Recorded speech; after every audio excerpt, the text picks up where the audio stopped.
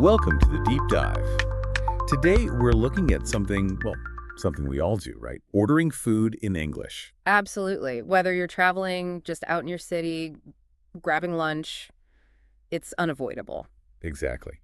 Think about trying a new cafe, or maybe you're in a country where English is the common language for tourists. Being able to order smoothly, it just makes things easier. It really does. And it's interesting, it's not just about the words themselves. There's a whole communication dynamic going on. Yeah, like how to handle different situations, understanding the flow. Right.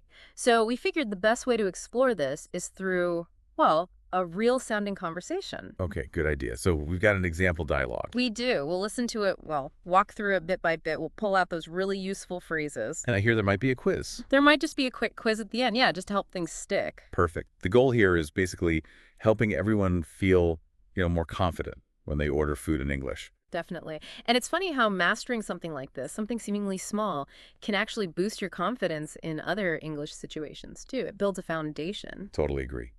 Okay, so let's set the scene. Imagine walking into a cafe, let's call it Cafe Delight. Nice name. Yeah. And we have our customer, let's say her name is Anu, and the waiter taking her order, Anurag. Ready to see how it kicks off? Let's do it. So, Anurag starts. Very typical greeting. Like what? Something like, "Good evening, welcome to Cafe Delight, table for two." Simple, welcoming, gets the key info. Right. Sets a nice tone. And Anu just needs to reply. Yep. A simple "yes, please" does the job perfectly, polite and clear. Okay, so Anurag shows her to a table. Right this way. Here's your table. Standard stuff. And then usually offers the menu, right? Would you like to see the menu? Although often they just give it to you, don't they? It's kind of expected. That's true. It's part of the service script in most places. You probably wouldn't even need to ask most of the time. Okay, then comes the tempting part, the specials. Anurag says something like, "Today's special is grilled paneer sandwich with fries." A classic way to highlight something specific. "Paneer sandwich, sounds good." And he's just suggesting it, not pushing it. Exactly. It's an offer, an option. Do specials usually catch your eye when you're ordering? Oh, definitely. If it sounds interesting, yeah. And apparently it sounds good to Anu too, she says. That sounds delicious. I'll have the special and a mango shake, please. Okay, let's pause there. I'll have the special. That phrase, "I'll have." That's super common. Absolutely. I'll have, short for I will have, obviously. Straightforward, everyone gets it. And what about the mango shake part? She said, "A mango shake, please." Could she use something else? Yeah, another really common one, maybe slightly more formal sounding, is "I'd like a mango shake, please." I'd like, short for I would like. Exactly. Both "I'll have" and "I'd like" are perfectly fine. "I'd like" maybe sounds a touch softer, perhaps more polite to some ears. Good to know. Both work. So Anurag confirms, great choice. And then he asks about starters. Yep. Would you like anything to start? That's the cue for appetizers. And Anu wants some garlic bread, so she just says, "Yes, 1 plate of garlic bread." Nice and direct. Okay. So the waiter, Anurag, he confirms everything back. Usually, yes. Or he might just confirm the whole order at the end. Here, he said something like, "Sure, your order will be ready in 10 minutes. Giving a time estimate, that's actually really helpful. It is, isn't it? Manages expectations. You know roughly how long the wait is. And Anu finishes this bit with a simple, "Thank you." Politeness never hurts. Definitely not. Now, what if she also wanted water right at the start? We see it later, but could she ask then? Oh, for sure. She could easily add, maybe after the garlic bread, "Can I also get some water, please?" Could I? That sounds quite polite. Better than just "Can I have water?" Yeah, "could I" is a great one for requests. Yeah. It just softens it a little compared to "can I?" And certainly better than "give me water." Tone matters a lot too, of course. Right. So quick recap of those key phrases from the start. I'll have the waiter turner or whatever it is. Or "I'd like a something, please." And for requests, "could I also get some water?"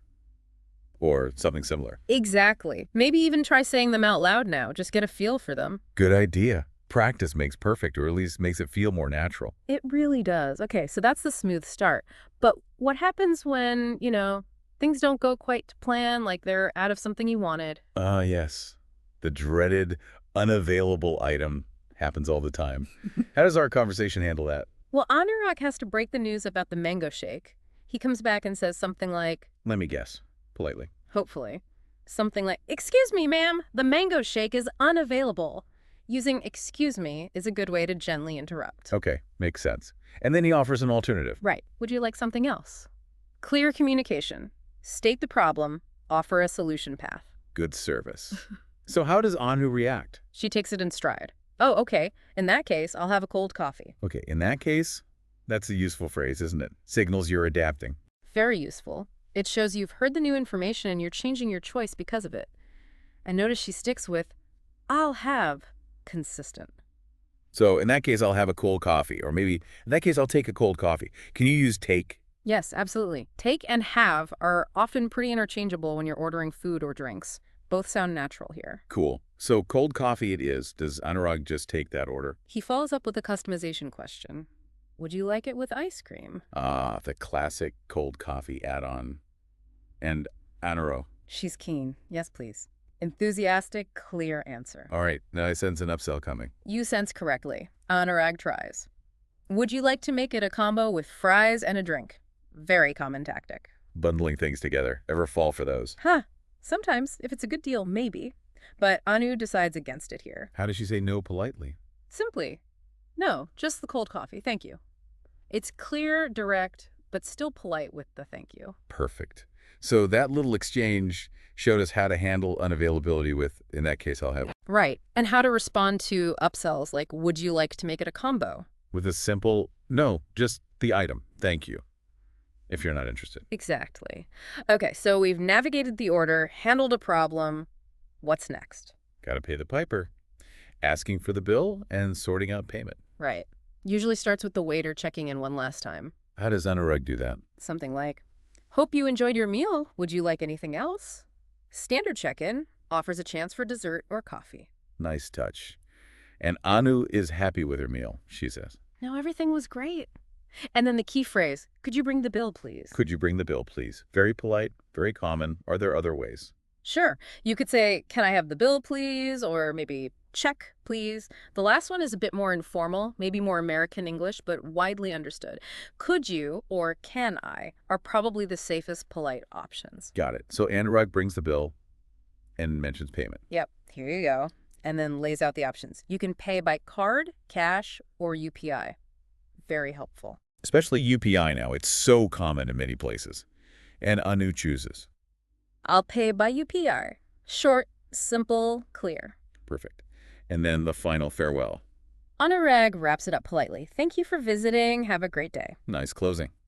Okay, so looking back at that whole flow, let's recap some other useful bits we touched on. We mentioned starting with, I'd like to order.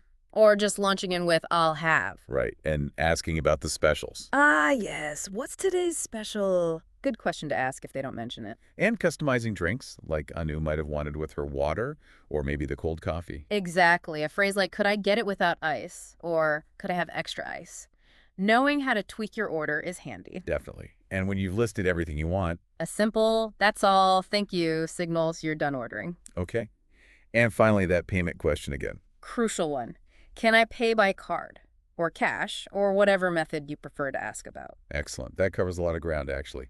Feeling more prepped. Hopefully. It's about having those phrases ready, you know? So, shall we do that quick quiz we promised? Solidify things a bit. Let's do it. Fire away. 3 questions, right? 3 questions. Okay, listeners, get ready. Question 1. How would you politely ask to see the menu? Maybe if they didn't bring one automatically. Think about those polite request words we mentioned. Okay, question 2. Question 2. Imagine you ordered, say, that mango shake, but the waiter says it's unavailable.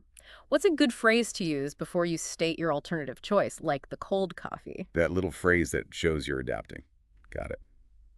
Okay, last one. Question 3. Question 3. The meal was great, you're full, you're ready to go. How do you ask for the bill? Give us one of the common polite ways. All right, take a second to think. Got your answers. Okay, let's see. For question 1, asking for the menu, something like, could I see the menu, please? Or, can we have the menu, please? Both are great. Nice. For question 2, when the mango shake wasn't available, that key phrase. In that case, you'd say, oh, okay, in that case, I'll have whatever your new choice is. Perfect transition phrase. And finally, number 3, asking for the bill. The classic, can I have the bill, please? Or, can we get the check, please? Both work beautifully. Fantastic. So, how did everyone do? If you got those, or even something similar that was polite and clear, you're absolutely on the right track. Definitely. And don't worry if you didn't get them all instantly. The point is practice. The more you review and maybe even practice saying these phrases out loud, the more they'll just, roll off the tongue when you need them. It's so true. These everyday interactions, they really build up your overall confidence using English, don't they? They really do. It's like building blocks. You master ordering food, maybe asking for directions, and suddenly bigger conversations feel less daunting. Absolutely. So keep practicing. Even just running through these scenarios in your head helps. Next time you're ordering anything, even just a coffee, try using some of these English phrases if you can. Great advice. And speaking of practice for real-life situations, our next deep dive is going to tackle another big one. Oh, yeah. What have we got? We're going to look at preparing for and practicing a job interview in English. Ooh, that's a really important one. Lots of key language and strategies there. Definitely want to tune in for that. For sure. So we hope you'll join us. Absolutely. And hey, if you found this session on ordering food helpful, maybe share it with a friend, anyone else you know who's working on their English. Good idea. Sharing is caring, as they say. Thanks for tuning in and diving deep with us today. Yeah, thanks everyone. Until our next deep dive, take care.